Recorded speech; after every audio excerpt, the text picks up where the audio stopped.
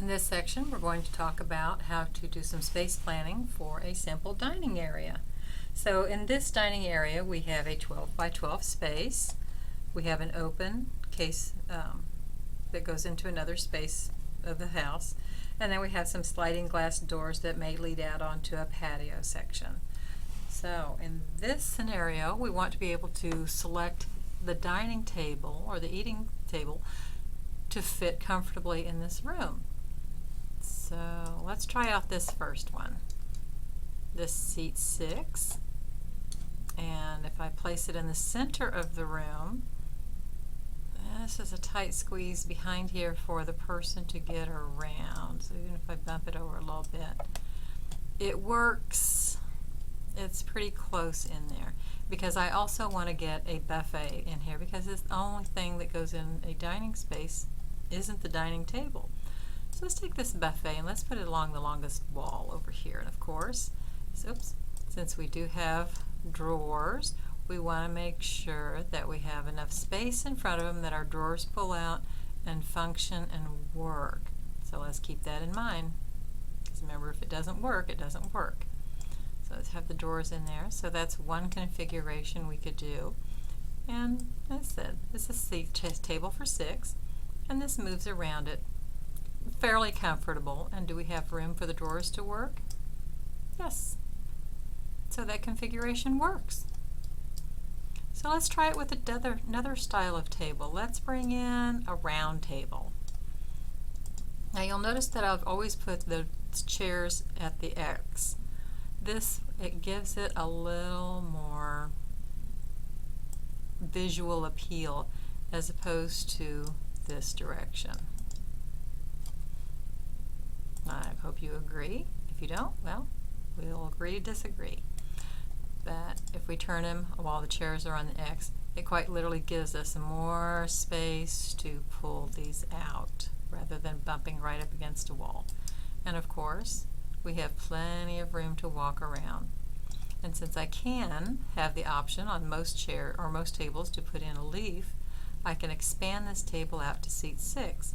Well, if I can seat 6, I need extra chairs. Where am I going to store those? Oops. Let's just put them on either side of the buffet. And I do love to put things on the angle because it gives it more visual interest. So this actually works. So I've got the chairs stored. I've got plenty of room to walk around. When I put the leaf in and expand it out, I've got room to bring up 2 extra chairs. So that actually works. Well, what about if we use a square table? The footprint remains the same. The visual difference is just in whether we want a round table or a square table. And me, I'm always going to put plant in somewhere to give the room life. And that's easy to set this in. So what if I want to set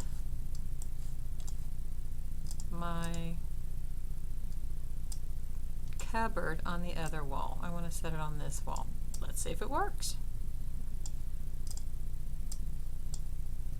That's the beauty of this system. I can play to my heart's content and see what works without having to lug furniture around. So make sure my drawers pull out. I'm just going to leave them pulled out just so I know what works and what doesn't. Well, that doesn't work in that direction. Let's get the person out of the room. So if I turned in this direction, let's take the plant out for the time being. Does that work? Does my person move easily around? It might be a little tight here. I can push the chairs in, but yeah, that works.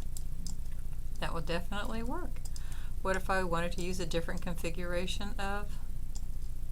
Now when we set that on this direction, that starts to look a little sparse in the room. I've just got too much room left and not enough furnishings. So I would probably want to bring in other things. I think I resized this chair down too small. Let's make another one the same size. There we go. So I can still do the same thing along this wall, and it works. If I want the round table, still works. Still works with my plant.